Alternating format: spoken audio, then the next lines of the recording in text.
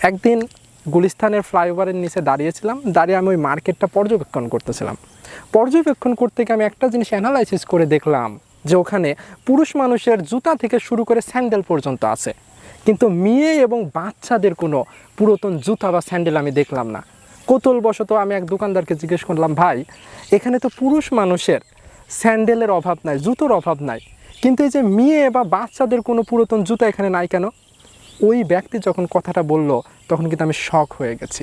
দোকানদার ভাই আমাকে বলল, ভাই আপনি ভাবেন তো, আপনি কি আপনার বউয়ের জন্য, বাচ্চার জন্য কখনো পুরাতন স্যান্ডেল কিনে নিয়ে যাবেন?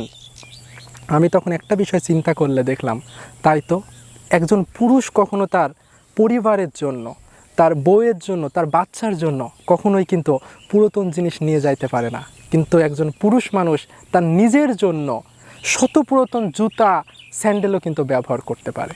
একটা পুরুষ মানুষ একটা পরিবারের জীবনমান উন্নতি করার জন্য নিজের সবটা দিয়ে কিন্তু পরিশ্রম করে। দিন শেষে পুরুষ কী পায়? দিন শেষে পুরুষ পায় যে তোমার জীবনে এসে আমার লাইফটা হয়ে গেছে নষ্ট। দিন শেষে ছেলে বলে যে আল্লাহ বাবা তোমার জন্যই আমি ভালো কিছু করতে পারি নাই। দিন শেষে কিন্তু পুরুষের প্রাপ্তি এতটুকুই। তারপরেও কিন্তু পুরুষ খেটে যাচ্ছে শুধুমাত্র নিজের জন্য নয়, নিজের পরিবারের জন্য, নিজের সন্তানের জন্য, নিজের বউ বাচ্চার জন্য।